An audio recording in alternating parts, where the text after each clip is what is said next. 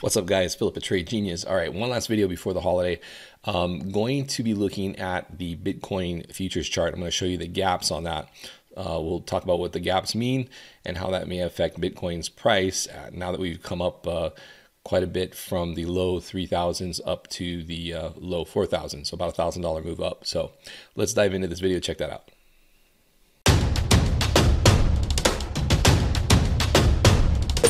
Trade Genius. All right, guys, so this is actually the Bitcoin futures chart. The price is pretty similar to the actual underlying Bitcoin price, but what I wanted to show you was, you notice we have these areas that are circled, and what that means is we've had points where, see, the futures close on Friday, right? And then they reopen Sunday evening. And if there's a big price jump over the weekend on Bitcoin, it creates a gap in the chart. So for example, this area here that we have circled here, when we had a buy signal at the low end of the range of the channel, there was a gap there. So gap is around 3150. Okay, that's a low side gap. So does that mean that this is going to roll over here all the way back down to 3150? Probably not in one fell swoop, but you have to keep in mind that gaps usually always close. Okay, so could we, so that's kind of a real bearish outlook because we do have that gap down there. The next gap, and the one that I'm really keen on getting a bounce from, is this 3515 area. Okay, that was a gap back on December 18th when it reopened. It gapped up from the previous close. All right, so the next one that we're probably going to see some little bit of a bounce from, although I'm not expecting a ton of bounce from, is this 3848 level. This is over from the last weekend. This is a 2-hour chart, so just because it kind of shows the gaps a little better. Again, you can see where these buy signals have fired on this run up. And if you guys are interested in those signals, head over to tradelikeagenius.com. We have those specials running through the holiday, through Christmas, and you'll be able to get those at a good discount before they go up at the beginning of the year.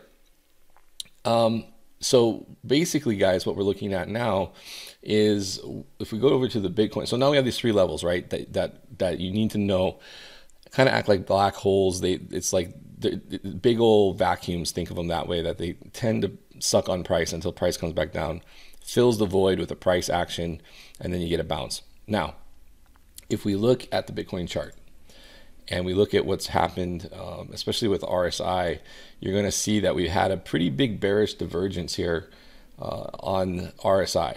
Okay, and that's probably going to be a key to getting lower and probably tagging that first gap that we have around 38.35. Okay, so yeah, I do think there's some downside drop to come off of this top that we've made here. So I think that's probably going to set up. Does it happen during low liquidity during the holiday period? This is a global market, so it certainly could. So just, if we do see that price action, just know that that level is in play. And then any bounce above will probably run into this resistance levels that we've created up here, notably between the 3,800 and 3,900 level.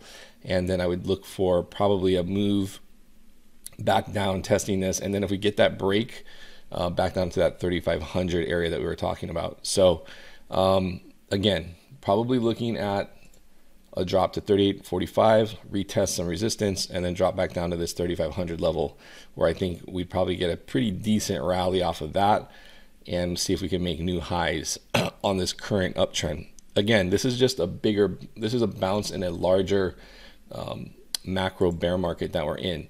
As I've shown you guys, historically, when we get near the bottoms, we do tend to see a pretty decent rip higher, but it doesn't mean that we're just going to keep chugging higher. It will consolidate. This could be the bottom, but we'll consolidate. So don't expect this thing to just keep ripping. Again, big lid at 6,000 macro picture, but as you can see, we're in a bear market. Bear markets take time to turn, but this is a good area here. You've seen the volume come up big as this thing broke. Volume still very healthy. Look at this daily.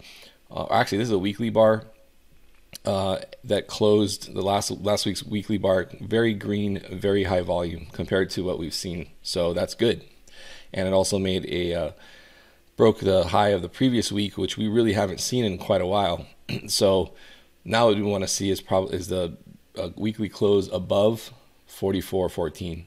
If we can get a close above that, that'll be pretty bullish. But keep in mind, we got some of that downside stuff open on those gaps that may fail first, but that's not, I don't think that's the end of the story on this bounce.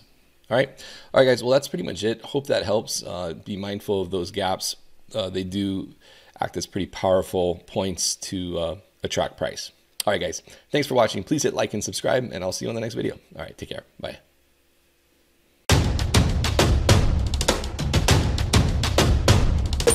Trade Genius.